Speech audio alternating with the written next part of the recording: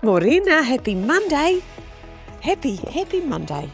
Do you know, I'm a little bit excited because today I've got my very first plane ride of 2026 and I just love a plane ride. I'm pretty excited. I'm flying to Queenstown, which is gorgeous. 3 days in Queenstown in the beautiful Wanaka. Now, I learned today that the correct pronunciation for Wanaka is Wanaka.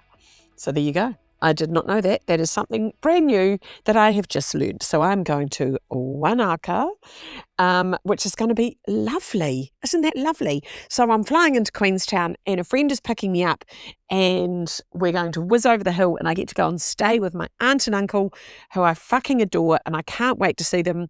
And they're just, you know, there's people in your life that you just cherish. These are them. These are them people. I just adore them and I'm going to go and spend the night with them. And then I'll head into Queenstown again the next day and I'm filming a brand new podcast. Yes, you heard it here first. I'm filming a brand new podcast with my friend, Peter Cook. So Pete and I work together. We've known each other for about, I'd hate to think, maybe 15, 12, 15, no, hang on, how old am I? Maybe 12 years, I think we've known each other. And we worked together, we ran a business together. We met at a business school and Pete and I have absolutely fucking not much in common. No, that's not true.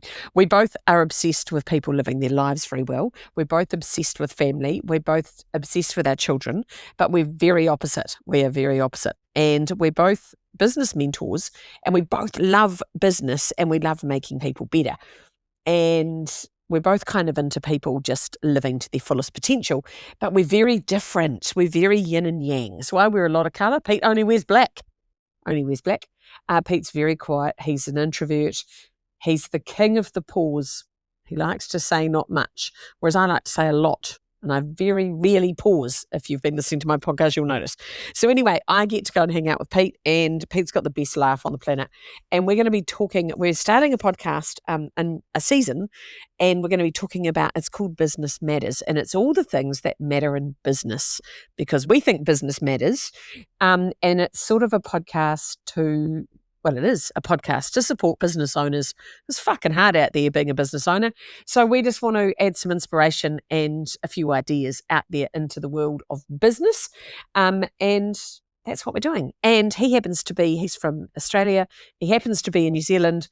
I said, let's meet and do some live podcasts together. So we've got a studio and all very professional and everything. It's going to be amazing. So that's us talking hard. That'll be my job this week. And that's going to be just a glorious way to do my first trip, I think. So that's my week, really. Traveling. And then I've got some gorgeous clients to catch up with on Thursday. Doing lots of mentoring at the moment. Lots of people I've found this year kind of looking for a bit of direction. And it could have a lot to do with I don't know, there's something going on. People are curious at the moment. People are feeling a bit unsettled. I think it's because of the end of the snake year and that people are a bit wibbly wobbly and they're sort of going, hang on, what the fuck am I doing? And this last year of the snake, 2025 was a 9 year, which means it's a completion year. So I feel like there's lots of people in numerology. They may not even know it's numerology, but they sort of going, okay, I've got to get my shit together. I want to get on with it. And I love that. And so getting clear on what you want and then getting some help. I'm really big on having a mentor, a therapist, a bounce partner, someone you can go to, dump all your shit in a completely non-judgmental way, and then go, how can I make it better? And mentors for me have always been incredibly useful, and it's lovely to have someone that you can go, right, this is where I want to go. This is my goal. I don't know what I don't know. Right? If you don't know what you don't know, you can't get where you want to go, you need some help. And having another human propeller beside you, under you, or dragging you forward is really useful. So I love the idea of that. And some people go to therapists to try and unpack why they do things or why they respond to things or why they think things. And other people go to a mentor to learn new skills or to go, how can I do this better? What do you suggest I do? Whatever it's about, doesn't matter. But having someone that you can offload to and upload your desire and then get a partner, someone who will help you with this. I just absolutely love the idea of that. So anyway, I've had a lot of mentoring inquiries and it's been a bit busy.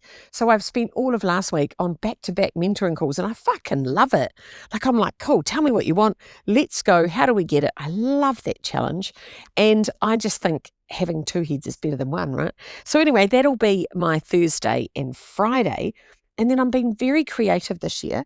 So this year I have made I'm doing creative activities every single day. I've been drawing, I've been watercolouring, and yesterday I went to a print making workshop. It was so good. And we etched a design into the inside of the foil side of a Tetra Pak, like the inside of say an almond milk or soy milk or coconut milk or any milk, those silver, so they're the boxes that you get stock in milk and that hold liquids. And if you cut one open, they have foil inside them. So we went to this little workshop, my friend Jackie and I, and we etched a little drawing and then we inked it all up. So it's a bit like a really fast poor man's lino print or wood print. So you etch out the print using little sharp tools, and we use rocks and pens and all sorts of sharp little things, and then made all kinds of random cute things, and then inked them up and then printed them in pasta machines. I fucking love this. It was like having a printing factory, but it was a domestic pasta machine that, people just make pasta with, and a bit of paper and a bit of ink, and it was so much fun. So we did that for about 3 hours. And I've been doing lots of watercolour paintings and making little cards and just drawing, just colouring in. I spent 2 hours line drawing the other morning, and it's for no reason and no outcome, because in the past I've done art for performance value. I've done it because I wanted a painting on the wall, or I've done it because I wanted to give it to someone. Now I'm just drawing for the sake of fucking drawing. And what happens is my mind gets very still, and it's lovely. So lovely. So I've permanently got mess set up, all kinds of mess, like jars of paintbrushes and jars of pens, and God, it's fun. I feel like a kid again, but I'm kind of enjoying that. And when I opened my planner today, it says there's a gorgeous quote by Sark. Now, Sark wrote books in the 90s. She was a very crazy, colourful, beautiful woman. Her name's Susan Ariel Rainbow Kennedy, initials Sark. And the quote I've got in the planner is about nourish your eye and spirit with inspiring things. And I'm such a visual person that anything bright and colourful and beautiful nourishes me. It nourishes my eye. And I love colour and I love pattern and I love creativity. I love it. And it's like the problem with creativity is people decide they're no good. So they make oh no, I'm no good. I don't identify as creative. Well, you're all creative. Every single one of us is creative. And you don't have to be really good and you don't have to draw really perfect shit, but a lot of us got burnt by going, some stupid teacher or someone said, draw a tree. And then they said, oh, that doesn't look like a tree. So then you thought, I can't draw trees. And then you said, I can't draw. And then you went, I'm not creative. And what a fucking load of bullshit that is, right? So if you believe you're not creative, first of all, read Big Magic by Liz Gilbert, because that's about, I believe being creative is actually about the way you think. And doing anything creative is really good for you, whether that's a bit of a dance or a bit of a draw or just writing. So I know it's easy.